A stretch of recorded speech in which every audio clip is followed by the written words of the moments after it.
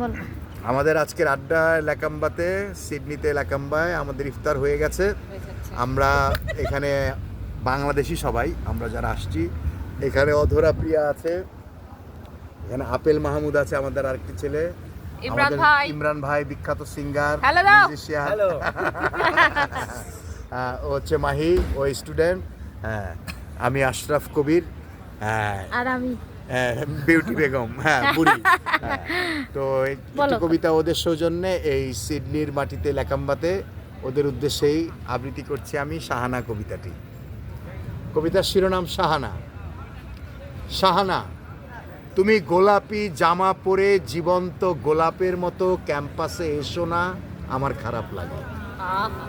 সখী পরিবৃতা হয়ে মোগল দুহিতার মতো করিডোরে অমন করে হেঁটো না, আমার খারাপ লাগে। শাহানা, তুমি চিবুক নাড়িয়ে রাঙা মারিতে দুধসাদা দাঁতে লালিম জিহবায় গিটারের তারের মতো অমন করে বেজে উঠো না, দরদালান কেঁপে উঠে ঢিল পড়ে বুকের পুকুরে, কাপে পানি থিরি থিরি, আমার খারাপ লাগে। শাহানা, তুমি ক্লাসরুমে বসে অমন করে রাধার মতো দীর্ঘ চুল মেলে দিও না, অন্ধকার করে আসে সারাটা আকাশ, নিভে যায় সবগুলি নিয়ন, কালো মেঘের উপমা দিতে আমার ভালো লাগে না।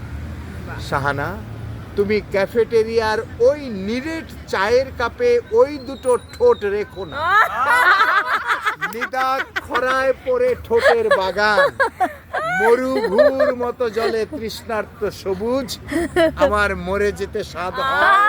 শাহানা, আমার মরে যেতে স্বাদ হয়। তুমি গোলাপি জামা পরে জীবন্ত গোলাপের মতো আর ক্যাম্পাসে এসো না, আমার খারাপ লাগে। क्या बात क्या बात क्या बात क्या बात